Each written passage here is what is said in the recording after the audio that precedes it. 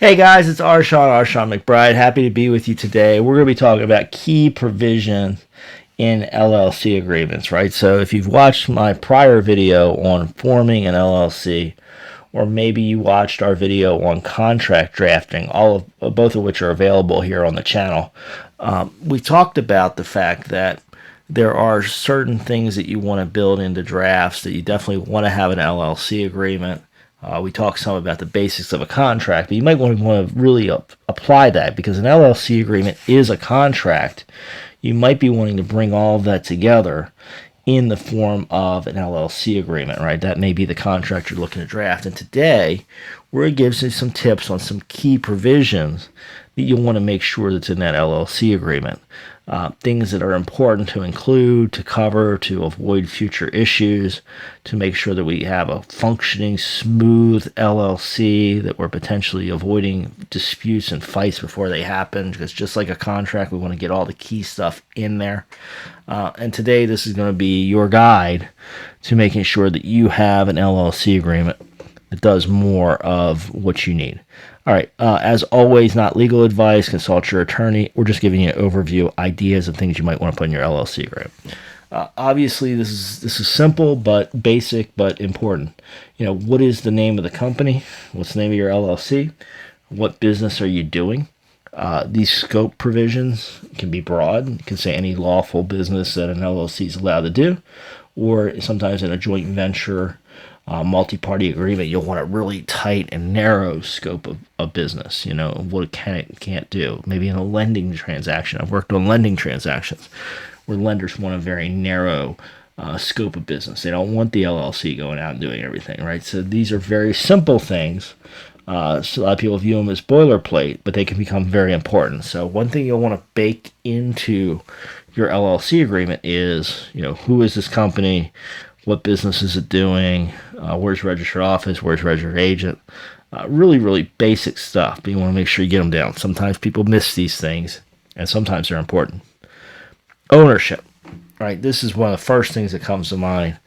It's rare to see an LLC agreement that doesn't address this. This is one thing that I guess entrepreneurs, business people that are in a other than sole proprietorship type business, one of the first things they're thinking about is who owns the business, right? And who controls the business. So ownership percentages are rarely not addressed. Now, as we'll discuss in a minute, as we get a little deeper on this, ownership is not necessarily the same as control or profit distribution or other things. But we do want to know who owns what percent of the company, and we want to get that down. And that can be one of the preliminary points of negotiation. If you do end up at a 50-50, 25, 25, 25, 25 over 4 people, even something like a 40, 40, 20 I've seen, all of these you got to think about control because, in general, under LLC statutes, absent other agreements to the contrary in the LLC agreement, majority of shares, majority of units is going to control. Now, what happens in a 40-40-20? You think the two 40s are in control, but if you add up the votes, 40 and 20 is 60%. So that 20% owner, even though they only own 20% of the company, from an effective voting control and being able to direct the company, the 20% is just as powerful as the 40%, because that 20% can move their vote between the two 40% and get to a majority. So very important that we think about ownership early on. Clearly, we want to put this into the LLC agreement. Bob owns 40%, Mary owns 40%, and whoever owns the last 20%, right? You want to put that in there explicitly. Like I say, most people by gut are negotiating this. They may not be thinking about some of the deeper issues, which we're about to get to. Profit distribution. How are the profits distributed? Many businesses distribute profits and losses depending on the ownership percentages. But in an LLC that's not set up as an S corporation for tax purposes, the LLC could distribute profits based on a formula, right? They could agree otherwise. And sometimes what we'll see is maybe you have a manager that's active in the business. Maybe you have 2, 3 LLC owners. One of them's actually running the business. That one running the business might get a bigger distribution in exchange for the time and effort they're putting into the business, running it full time, while perhaps the other business owners are off doing something else, right? So we have a lot of flexibility in how to distribute the profits. As something to be negotiated and discussed among the parties. There is no one answer, but a lot of people don't think about the fact that the profit distribution may be different than the ownership percentages. Some people do just follow the ownership percentages if that's fair in your situation, but you want to give some thought specifically to how will profits be distributed. Voting. Voting usually is by shares or units, with majority controlling. But you'll usually want to have some decisions which require a supermajority, bigger block of shares or votes to do it, right? This protects the smaller investors from the 51% of or getting together and taking the company in a completely unexpected direction. So you'll want to work through who votes for what. You also want to think about how voting happens, right? Can it happen by email? Can we do it by written consent? Can we just get 51% or 60% of the shares to sign a written document? Do we have to have formal meetings? This is where practicality starts coming into it over legal structuring, because we need to think about how that voting mechanism really works. And what's most important here is not necessarily just having a voting mechanism, but having a voting mechanism that is practical in light of the geography of the owners, their willingness to come in for meetings, their time availability, and making sure that business can be done. You can reset officers, directors, whatever is going to be in the control of the members. We have to have a practical way to get it done, and that's your voting mechanisms. Management. Who runs this thing? And it doesn't necessarily need to be the owners, right? In Delaware, they often talk about a member-managed company. That's where the members manage the company and really do all the decision-making and carrying out. There is really no layer of separate manager. And then there's manager-managed companies. That's where the members own the company, but the managers manage the company. And as enterprises get larger, that gets to be more common. Often you'll have people who are officers and directors looking more like a business corporation. You give people a title, president, vice president, secretary, treasurer, and they do the types of things that would be traditionally done by people in those positions in a business corporation. So you can set that up. But what you want to do when you're setting up your LLC agreement is think about the management. Think about how management is going to be done. How will decisions be carried out? How will we move people in and out of management? If somebody resigns, how do we reappoint somebody? If we want to promote somebody, what does that look like? What powers do the managers have? What powers do the managers not have? What is the scope of their authority, right? A lot of times you want to limit the managers from doing decisions above a certain amount without going back to the members. Depends on the scale of your resources, scale of your business. Maybe it's a $25,000 expenditure. Maybe it's a $50,000 expenditure. At some point, the management needs to go back to the owners because their scope of authority is limited. They can't do everything. In most LLC agreements that I'm involved with, we put limitations at some level on what the management can do. Unless, of course, it's a single owner and they're just letting the company run the way they want. If it's a multi-owner situation, you usually want limits on management. There's some things you want to kick back to the ownership. All of this gets baked into your LLC agreement somewhere, and I would recommend in the management section. Transfers and buyouts is something I spent a lot of time on in my career, and it's something that people don't want to think about early in the business, right? People want to get the business going. They want to get the proof of concept. They want to get those initial revenues coming in. They're not thinking about how do we move ownership interest to new people. What happens if somebody has a judgment against them and somebody new tries to take over the ownership interest? What if the owners come to a stalemate, particularly in a 50-50 situation or a voting block situation where we can get to a 50-50 stalemate? How do we break a stalemate?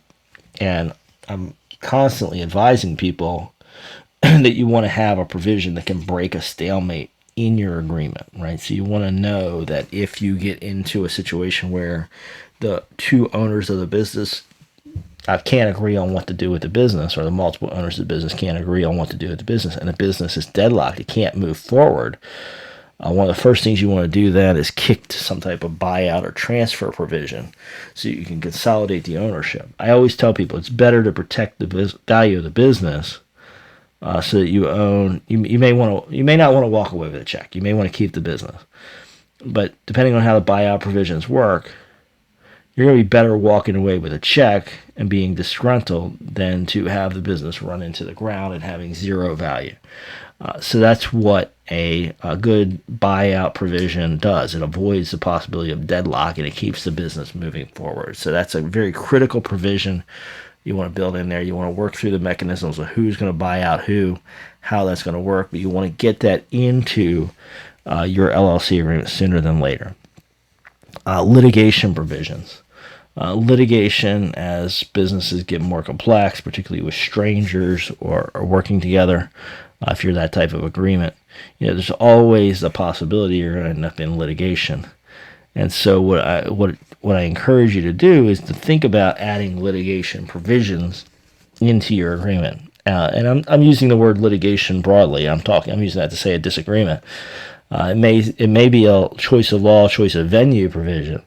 We will go to the Florida courts in pick a county, Florida, and you put those provisions in the agreement, trying to direct any litigation over the LLC to the Florida courts in a particular Florida county.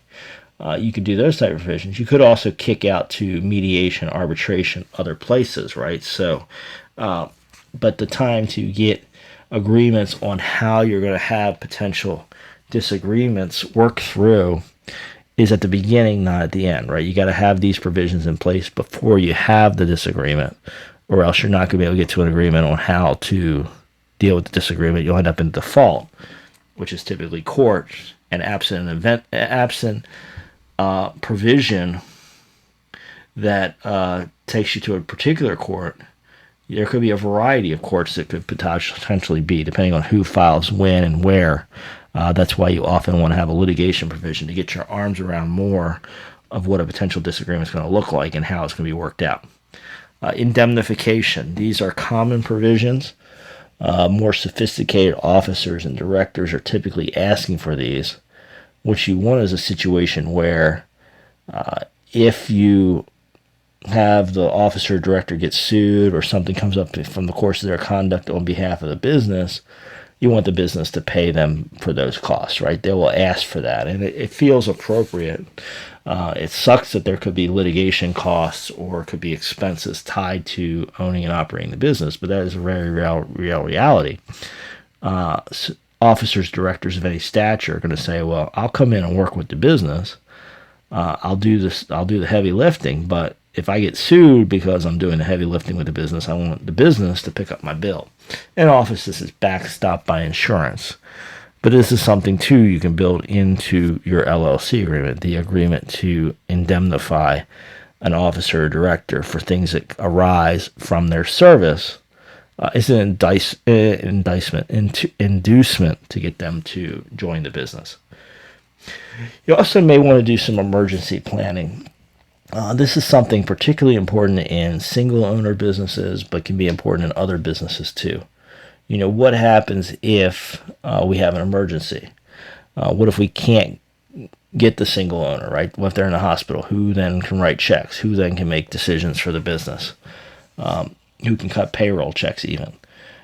Versus a larger business, what happens if, let's say we have a board of directors and, there's a hurricane or snowstorm or some major natural disaster and we can't get all the directors together. How would we continue that business, right? You want to put some time and attention into likely emergencies, what might happen, and then you want to bake provisions into your agreement to deal with those emergencies. And this one here, we talked about litigation earlier. This can certainly be a source of litigation, which is amendment to the LLC agreement, right? So at some point, you're going to have to change and update and revise that LLC agreement for new terms, new conditions, maybe new owners, new voting mechanisms. It's inevitable that at some point you're going to update your LLC agreement. What does that look like? And how does that happen? It can be done by majority consent, in which case, you might get 49% of the owners don't like the amendment. Or does it require some type of supermajority? In which case, do you get in a situation where you have a stale LLC agreement that can't be updated? You got to balance those interests. But I highly recommend you get an amendment provision into your LLC agreement so that everybody understands how amendments happen and they can negotiate that on the front end. Not legal advice, consult your attorney. This is just giving you ideas.